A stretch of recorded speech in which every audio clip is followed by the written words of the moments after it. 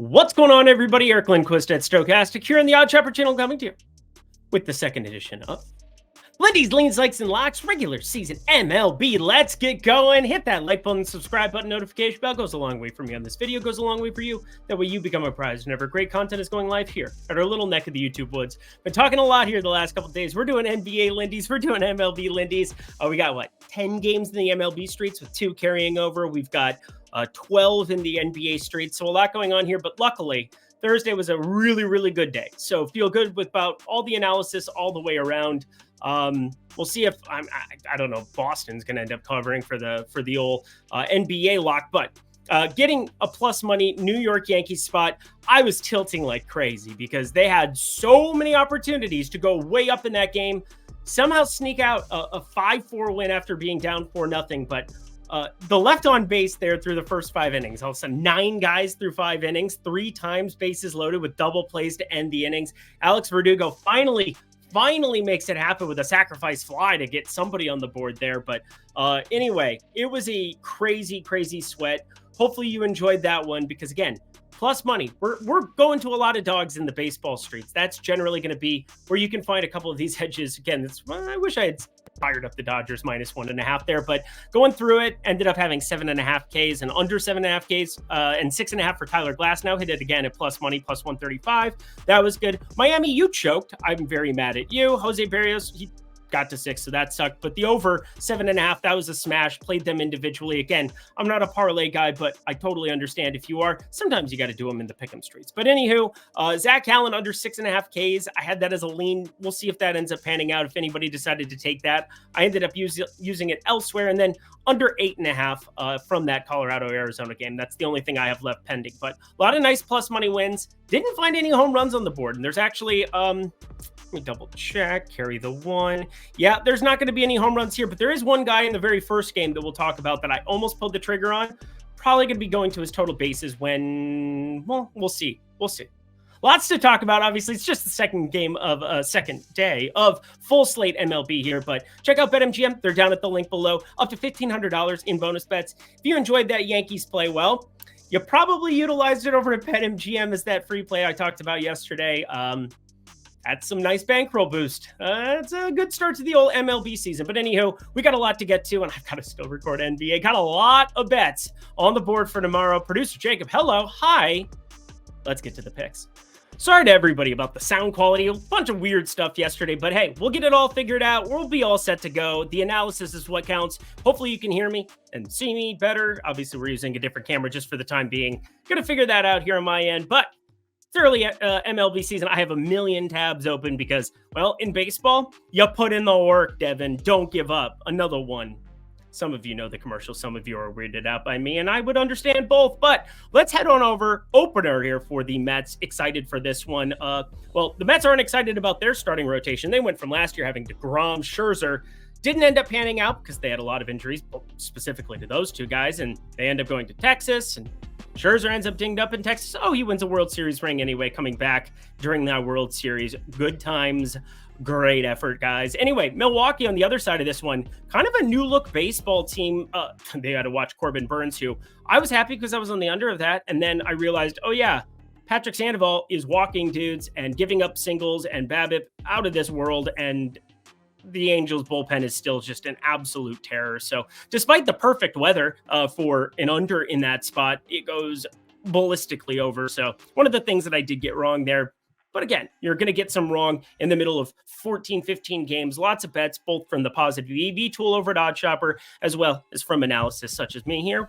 I kind of combined the two, where it's Odd Shopper plus a lot of projections-based stuff, utilizing fan graphs, utilizing a lot of the best spots that you can find projections across the entire industry. I use kind of a multitude of sources. But as we are looking at the board for tomorrow, Freddie Peralta, one of the better arms, and obviously this Mets side, you got Nimmo, you got Lindor, you got Alvarez, who I really do like as one of the catcher options for people playing year-long baseball. And of course, Pete Alonso, he got power. Brett Beatty going to be back, hopefully no issues going forward here. And Starling Marte used to be one of my boys. So the Mets lineup still has some pieces. They are still going to be entertaining in that regard, but starting rotation won't be. Anyway, this is going to be a very difficult spot for them, taking on Freddie Peralta, 30.9% K rate last season, 284 xWOBA.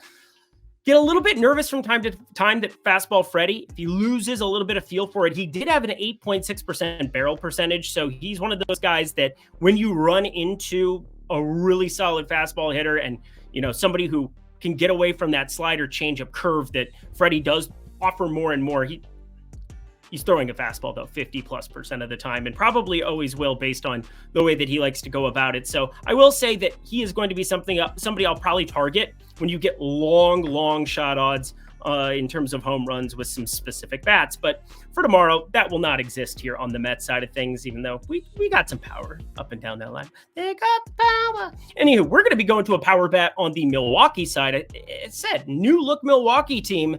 You got Yelich, you got Contreras back there again, William Contreras yet again, but Rhys Hoskins joining the party. Gary Sanchez, the backup catcher now. Jake Bauers comes over.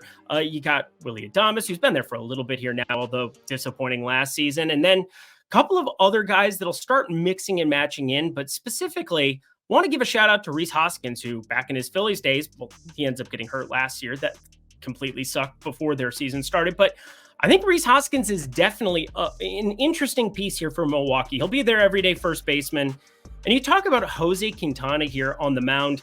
He's definitely somebody that I don't find to be an appealing arm at this stage in his career. Used to be a strong strikeout candidate, pretty much day in, day out. But as things have progressed, it is not pretty. 18.8% K rate, 275 expected batting average. So if you're not missing bats on a guy like Rhys Hoskins, who, again, you need to miss his bat, 25% K rate, he's got a 44.3% hard hit percentage and 18-degree launch angle. Now, the weather obviously just got done raining. It's not ideal out there in New York. It's not ideal at the end of March to be utilizing long balls, but I do think we can find a double in the gap. I do think we're going to find hard contact here, and that's where I'm going to at least be leaning towards Rhys Hoskins over 1.5 total bases.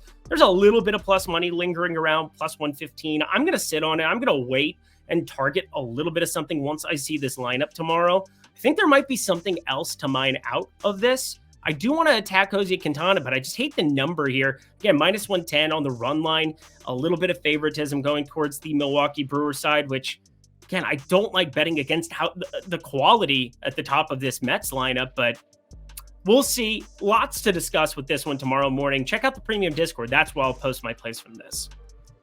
So I want to pull the trigger here too, because if you had told me in the year of our Lord 2023 that I was going to get Spencer Strider at minus 125 against just about anybody, I would have pulled the trigger. But it's early season baseball. The variance when you're talking about the weather outside being frightful or just freaking cold in general, it's going to lower the range of outcomes for specific outings here. Going to make it a little bit more, not volatile, but volatile compared to like Spencer Strider going and being able to have a 30+% K rate against absolutely everybody. 36.8% last season, 273 xWOBA. He is very, very good. But Zach Wheeler just continues to be that dude as well. I mean, this pitching staff, it's been a 1-2 combo of him and Aaron Nola now for years, and he just continues to be that guy. It started a little bit slow last season, but that kind of is a trend you see with a lot of elite pitchers year in, year out. But 277 xWOBA, 26.9% K rate. I'm thinking of Blake Snell specifically. Last season, rough first month of the year and then wins the Cy Young going away. But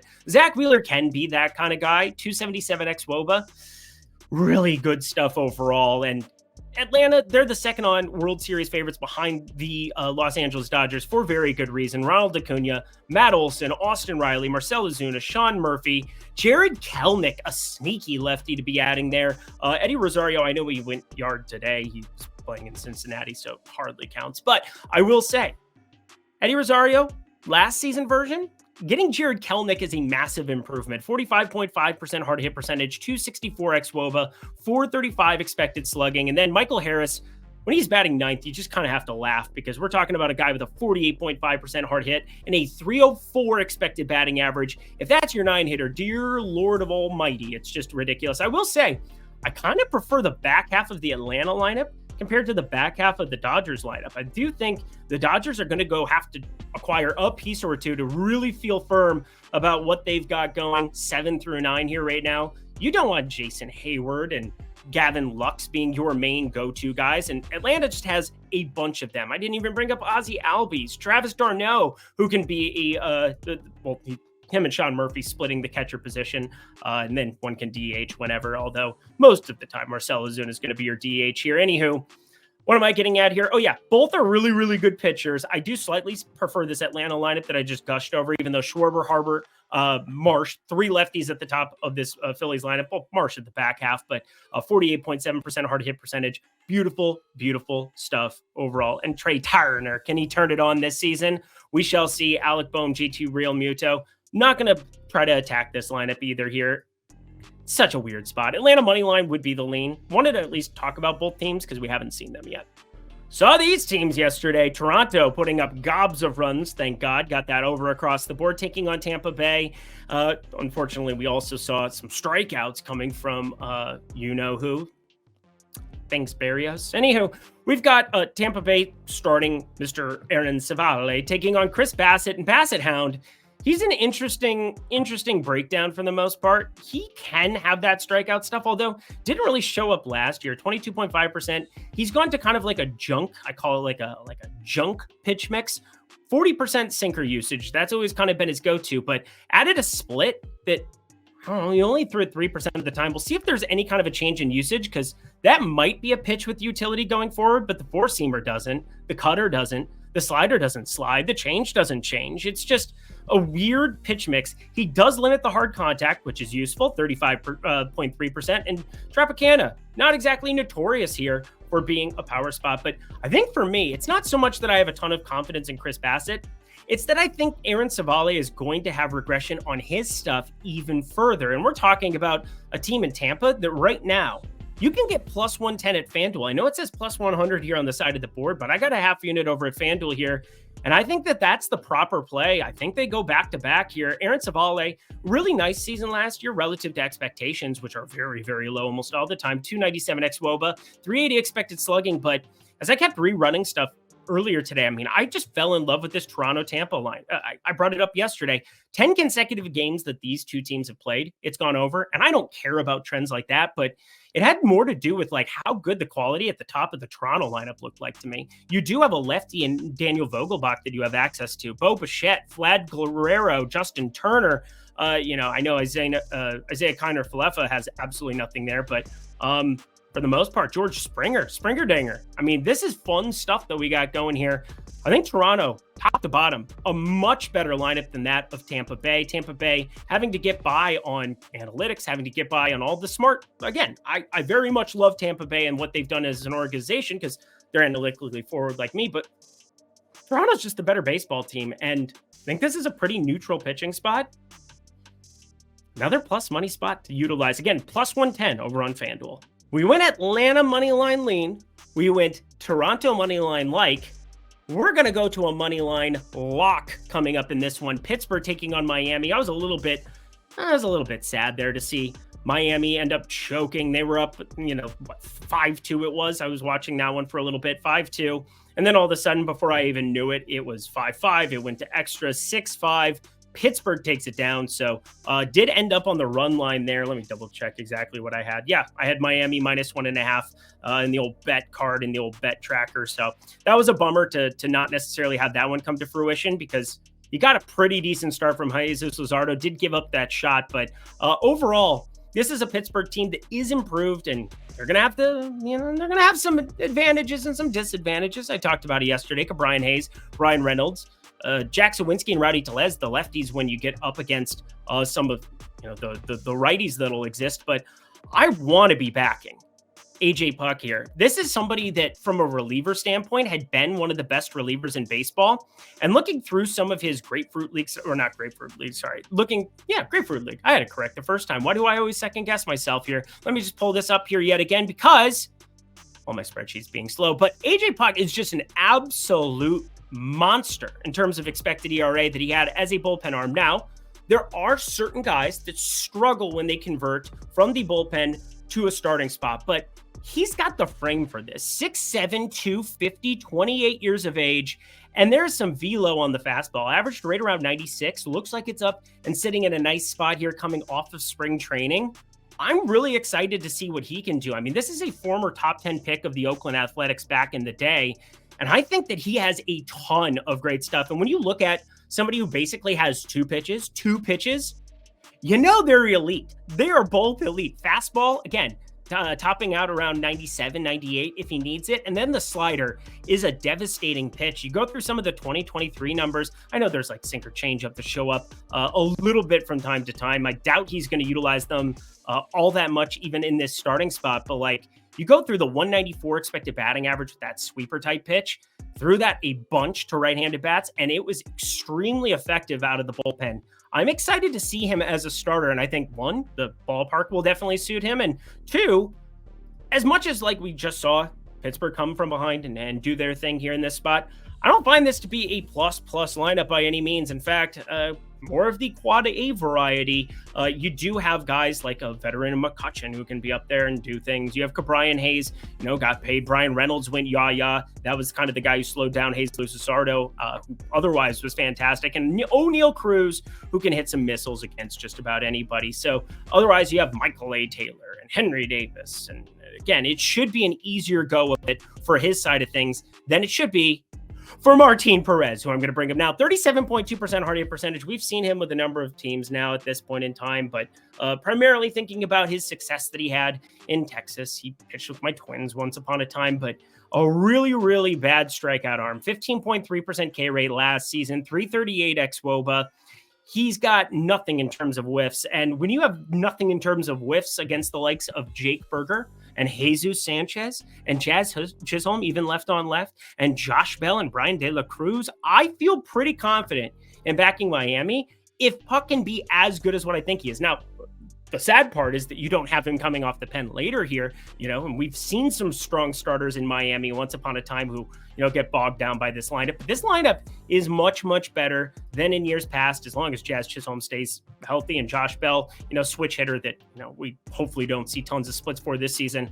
I love getting on the money line here of the Miami side. It is minus 125 over at BetMGM, minus 130 or higher everywhere else. So utilize BetMGM right out of the get-go here. Jump on this with me. Miami money line. We hit the Yankees one at plus 135 yesterday, plus 130, when a lot of you got in on it. Get it minus 125 right here, and hopefully we can be 2-0 in the lock department for the regular season. OS Premium Tools, friends, Discord insider access. Again, hopefully you're able to jump in on that promo that we were running yesterday, but if not, don't you worry. Pretty great deal to be able to get that premium betting card every single Monday through Friday from me. Sundays as well. I'm going to be posting a lot here from Sundays, but want to just make sure that I can be accountable to get through the Monday through Fridays with NBA and MLB going on simultaneously. Lots going on here, friends, and it has been great times. $14.95 weekly for not just me in the premium Discord, but the OS Premium Tools, the positive EV betting tool that has proven to be profitable over multiple sports, over massive sample sizes of bets. You want to be utilizing that. The Fantasy Optimizer, which compares the lines at sportsbooks and utilizes them for prize picks, for underdog, for better, for all of the pick'em sites, for you in the states where those are your only access to props. I'm telling you, $14.95 weekly for that right now. Phenomenal deal, but it gets a little bit better, $49.95 monthly too, if that is so inclined, because promo code Lindy, Lindy, look at that. That's me. 20% off when you utilize that promo code for all of the things I just talked about. The expert picks, the Discord, the premium tools, all in one package. Jump on in for MLB season. The water's warm. We're off to a profitable start. That feels good. Let's keep it rolling. Alrighty, y'all. Back to the picks. Sign up for that down at the link below, though, for Odd Chopper. I lost years off my life sweating that New York Yankees game. My God. Fortunately, I had a show in the NBA streets covering some NBA fantasy where I didn't have an opportunity to watch the end of it because I would have had a heart attack watching that Juan Soto throw. Absolute laser beam, laser attached to his arm. It's a whole thing. But either way, you could argue about the tag. Did he tag him? Did he not tag him? Whatever. I don't really care. We got that cash, and that feels very nice right out of the get-go. But do we want to run it back? I'm not sure. I'm having a tough time. Let's talk through it. The Yankees taking on Houston yet again here. Their dogs, not nearly as good of plus money there. And why? Well, you have two very, very, what is the word?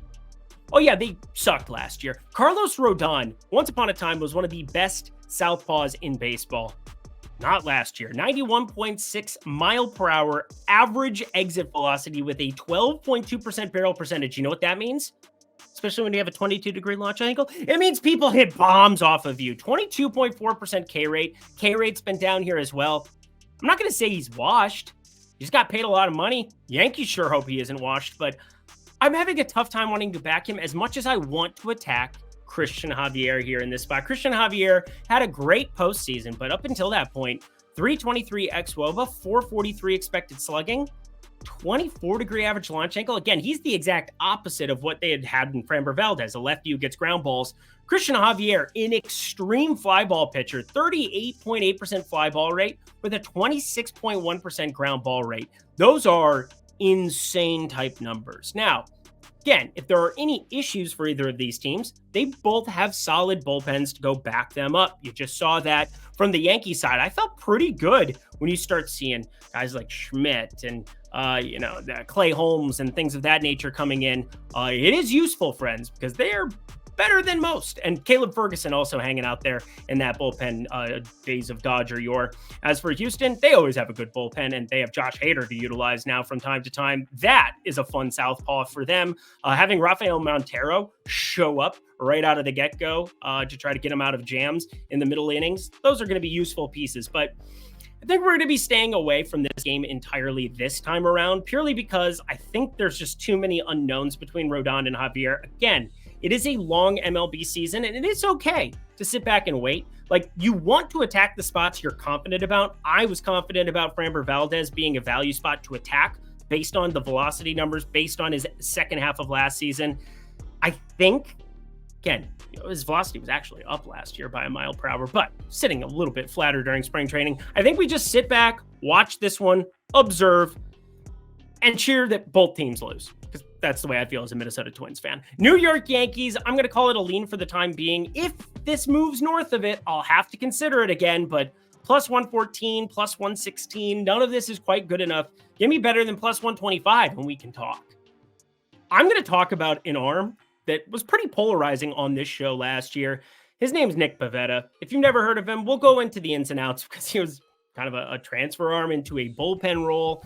He's got some amazing stuff and then started smashing as a starter. And again, sometimes it could be mental. Sometimes the numbers are telling you one thing and like what you're seeing as an athlete or like what you think you are as an athlete, because we all suck relative to professional athletes. Just saying. We'll talk about the ins and outs of that one. But I want to start with George Kirby, who's a pitcher that I just don't have as much love for as what it would appear the betting public does. Now, he's good. 22.7% K rate isn't nothing. A 2.5% walk rate is a superpower. He never, ever allows random stranded runner, he just never walks anybody. That's what I'm trying to fucking say. And it is what it is. But 22.7% K rate was actually down from 24.5% his rookie season. And it has me a little bit worried. He is from Elon, so, he went to Greg Ehrenberg's university. So that's strike number one. But strike number two, friends, he's a first rounder from 2019 that doesn't really have anything special in terms of like a go-to pitch to get swings and misses. And, even guys with like a 23% K rate can find a pitch, but he's basically searching for it. He has a four-seamer, sinker, slider, knuckle curve, split finger, changeup, knuckleball combination. Again, he only threw like, 2 knuckleballs all of last season, but it's on the pitch chart, so I wanted to throw it out there. I just don't know what he's going to get batters to swing and miss with, because everything has about the same amount of spin, no matter what pitch it is. There isn't a ton of variation between the pitches. The four-seamer sinker are basically, just kind of deviations of, it's like the same pitch. They're right around the same miles per hour, same arm angle, a little bit of different where it breaks in terms of like going towards the plate, but just not a big George Kirby enthusiast. So I'm definitely not going to be backing him at numbers like minus 162 against a competent lineup like we have on the Boston side of things, especially with some lefties who he doesn't walk guys, but it's not like he's not giving up any hard hit. 40.9%. That was also up from his rookie season numbers of 38.7%. So a little bit of negative regression, also shown up by his 3.90 expected ERA. But he isn't the focus that I really want to be talking about the most in terms of pitching here. And I'm kind of making up my own line, basically made up 6.5 Ks in this spot because I'm looking at over.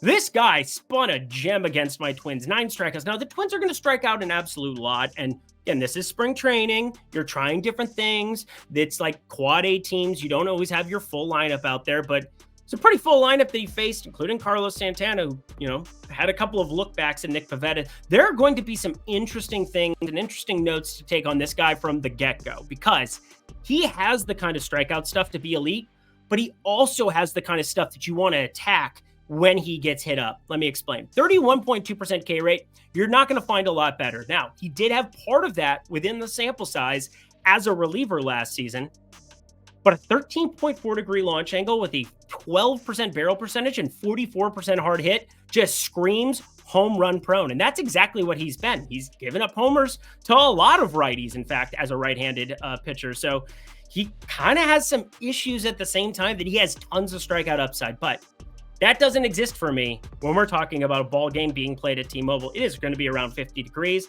Even though it's a dome, they basically have the temperature coming in there in Seattle at sea level, and that creates an opportunity for Pivetta to know that he's got a cavern to work with.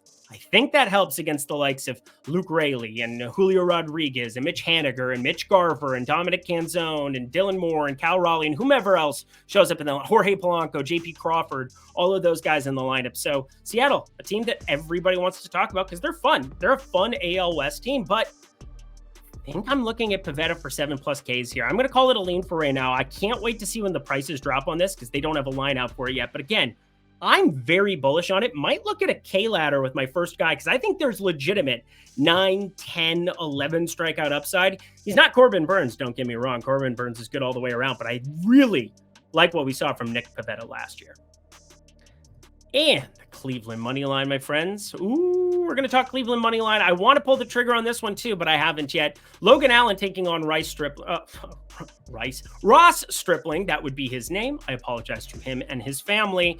May I bring shame to my household. That's what I'm trying to say. I'm not funny today. Don't mind me. I'm tired. Logan Allen, though, friends, he's got some good stuff. I enjoyed watching his first big league season. Did you? He's a lefty who has some actual ammunition. Now, it started to wind down. He doesn't really have a fastball. He has to get by with the off-speed stuff. But the off-speed stuff is pretty good. 25% slider usage, 21% changeup usage, and both of them seem pretty good. And even though he doesn't have velocity, 91 mile per hour fastball, it was a decent enough pitch. I mean, it got hit up at times, 267 expected batting average, a little bit higher than his 257 batting average, but utilized it to kind of stabilize himself and then come in with that changeup combination. Like it was a decent enough mix. I think another year in the books. He's somebody who can take a jump up. Now, he's never going to overpower anybody, so there's probably a ceiling on it, but he was a second rounder for a reason in 2020, and I think we're starting to see why he can be a rotational piece for Cleveland going forward. That's for sure. Probably don't want him to be your second starter, but it's kind of the theme of this year is that these second starters, some of them are brutal. In fact, let's talk about how brutal this is. Ross Stripling on the mound for them. I don't get it. 507 expected slugging, 18.4% K rate, 358 xWOBA. You're an Oakland team that has no expectations with a decent ensemble of young bats and Brent Rooker and Ryan Noda and JD Dave. Well, he's not young, but Shea Langoliers and Seth Brown. What are we doing starting Ross Stripling in the second game of the season? Bring up somebody else. Have somebody else go figure it out, especially against a Cleveland team that, sure, they're not going to strike out a lot at the top of this order with Kwan and Ramirez, who went into it with a couple of people, not in a nice conversational aspect, but Josh Naylor, definitely somebody that last season hit lefties. I gave him that. I want to see it over a multiple year sample size because 1 year does not a batter make. There is going to be some turnover with a lot of these bats, and left on left, well, you won't have to worry about that here. Ross Stripling, he should be locked and ready to rock. Obviously, this is not the best ballpark on planet Earth, but I feel I want to pull the trigger on Cleveland. I'm just not going to do it here because I think it's priced pretty appropriately. -142. They're probably going to be publicly backed. I bet it's only going to get worse from here, and you'd have to entertain Oakland. It's all about probability and price, people. And I wish we were getting something like -130. I definitely would have been there, but at -142, I just have to. Going to throw this in here too, friends. BetMGM, first bet safety net up to $1,500. $1,500, whether it's $20, $50, $100, $400, $595, $50. Obviously with a decimal point there, up to $1,500, friends. Your first bet will come back to you in bonus bets if it doesn't hit. So that gives you an opportunity. If you utilized anything up to $1,500 on that Yankees money line yesterday, you got a pretty penny in your pocket. You're able to cash that out. You're able to play with the profit. You're going to have a great MLB season over at BetMGM, but you could utilize that on an even bigger dog tomorrow. There's actually one that I was contemplating. I was thinking about San Francisco in this next one, but we're going to get to a prop on that one. But anyway, sign up for that down at the link below, friends. BetMGM, a great reputable sportsbook to add to your DraftKings, to your FanDuel, to your Caesars, wherever else you're at. Have exposure to multiple sportsbooks. They have different lines. You'll want to be shopping for them every damn day. Only if you're 21 and over, 18 and over in Kentucky. If you have a gambling problem, please call 1-800-GAMBLER. Back to the picks we go.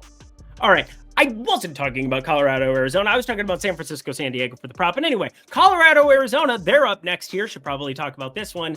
I'm actually looking at an under of a K prop that's really, really low here. That game just about to hit first pitch here, so I'm going to go watch it. Going to be able to give you some more analysis in terms of the bats, but I think we kind of know. We have some known quantities that are going to exist on both sides of this one. Cal Quantrill's terrible. Merrill Kelly, pretty damn good. Another one of my dudes. Zach Gallen, Merrill Kelly made us a lot of money last year. A lot of money. We really like them. The problem is that these prices are going to be absurd this time around. So you kind of have to move the goalposts a little bit. It's like, when can we attack with these two pitchers? You get 5-6 innings of them at major plus money against the Dodgers. Yay. A Colorado lineup that's going to be feast and famine, that has a lot of power, but a lot of strikeout potential. Not going to be as enjoyable here. But I want to actually stop talking about Merrill Kelly. It's 26% K rate. Good. 42% hard hit percentage. We can work on that a little bit, but really good for his ballpark. Pitch to your ballpark, people. Cal Quantrill. Good thing he's playing in Arizona here right now. It's a decent enough ballpark, because when he goes to Colorado, he is going to get obliterated. It's going to be disgusting, friends. This Colorado rotation, 1 through 5, Freeland getting the ball on opening day. Cal Quantrill here. They have Dakota Hudson, who's a cast-off from St. Louis. They have Austin Domber, who's never done anything for me. Peter Lambert, if they want to go that direction. I mean, I think Ryan Feltner's my favorite of any arm that they have, but we'll see how they utilize anybody out of this. I mean, everybody is live to do it. They're going to be the most tilting team ever, because we're going to talk about them with 13 run lines. Yeah, we're talking 13 totals are going to exist out there in Coors this year, depending on matchups. And they're going to be higher than normal, mainly because they have no bullpen. They have no starters. It's going to be insane. Good talk. As for this one, I'm looking at shorting Cal Quantrill, one of the most tilting guys ever in Cleveland, because he has random days where he has a feel for his cutter, has a feel for his sinker, and everything. It's kind of all systems go, but those aren't most days. 365 xWOBA, only a 13.1% K rate, one of the lowest out of qualified starters from the last couple seasons of sample size. I don't like him. One of my least favorite pitchers in baseball. He does do a good job of limiting walks, sub 8% walk rate, and decent exit velocity numbers, 88 miles per hour rate on average. Okay. This is still a lineup that is going to bolster Jock Peterson in it tomorrow, somewhere near the top. Corbin Carroll from the left side. Ketel Marte switch hitter. Alec Thomas lefty. And then you get the righties. They're no cakewalk either, friends. It's just going to be insane. I like the under 3.5 Ks for him. Again, 13.1% K rate. And you look at some of these lefties. Marte, Perdomo in the back half of the lineup playing shortstop. Lourdes Gurriel, who will definitely be in this lineup. Christian Walker, Corbin Carroll, Moreno, all sub 20% K rates. Even Jock Peterson last year, a 21% K rate, been pretty good at making contact, avoiding the strikeouts. Usually a platoon guy, though. Telling you, under 3.5 Ks. I'm calling it a lean here right now. I'm probably going to pull the trigger on this one. And I already pulled the trigger on this one, friends. Kyle Harrison taking on Joe Musgrove. This was the guy that I was talking about. I think I'm probably going to add San Francisco money line to the card too tomorrow. We shall see. Again, I'm going to let people bet Joe Musgrove if they really want to. I'm going to let them. I'll let the public just sit on their phones over lunch and just, Joe Musgrove versus Kyle Harrison. Oh, well, I'm just going to parlay a couple of favorites and do the thing, yada, yada, yada. Joe Musgrove was terrible last year. 568 xWOBA, 726 expected slugging. Now, only 13 batted ball events, barely had any kind of sample size because he was out, but I can't wait to get to the Dylan Cease. I can't wait to get to the Wandy Peralta. I can't wait to talk some of these other pieces. Michael King is in that pit now. I mean, Michael King, oh, I love that arm. Can't wait to talk about him. When are they going to start him? I would like to see that. Yankees did it tail end of last year. Yeah. Anyway, I love Kyle Harrison. This is a southpaw that I can get behind. He was a guy last season that I really fell in love with some of the stuff. There were some inflated strikeout numbers, but I was going back through the game logs of, how many times I bet him. He didn't show up until August. Had a couple of lackluster starts there, but 11 and 16 strikeouts in his second. It was 11 and 6. That's listed wrong on my sheet. It doesn't matter. 11 strikeouts I know he had against the Cincinnati Reds. We bet that. It felt good. We ended up getting a little bit burned there towards the end. He had a couple of rough outings where no swing and miss stuff against the Dodgers. But again, he had to face the Dodgers 2 of the last 4 outings they ended up having. Not ideal. Had to go into Colorado for a start. Never ideal. Very, very small sample size on him. But overall, just wanted to get immediately back on track and find out if this is somebody that we can be backing early in the season, even against a San Diego team that, again, our smash was the under of 7.5 Ks for Tyler Glasnow over in Seoul, Korea when they did the Seoul series. I'm looking at an over for Kyle Harrison here. I think it might be a little bit different with lefties than it is going to be for righty pitchers. So Kyle Harrison, I think, has a little bit more strikeout upside going up against this San Diego Padres lineup, just based on its current construction here. I think we're going to see Cronenworth struggle against lefties yet again. I think Profar is going to continue to strike out at a higher clip. I know Jackson Merrill isn't even there. What is San Diego doing too? We should have that conversation. Oh, it's just weird stuff. Weird bullpen usage. We'll see. I like Kyle Harrison tomorrow. So we're going to take it over on 4.5 Ks for him. Get a little aggressive. Little aggressive. Kyle Harrison, let's go. And the last game of the night here, just another complete ridiculous mismatch. And math is something I care about. Math matters. But the context of how good the Dodgers is hasn't really been emphasized enough by me. And I guess that's kind of my fault, considering we had 2 games of the Seoul series. I hyped them up just the way you normally would. Yesterday, it's like, Dodgers -1.5. It's going to be so public. It's going to be so public. Who gives a shit if it's the right side?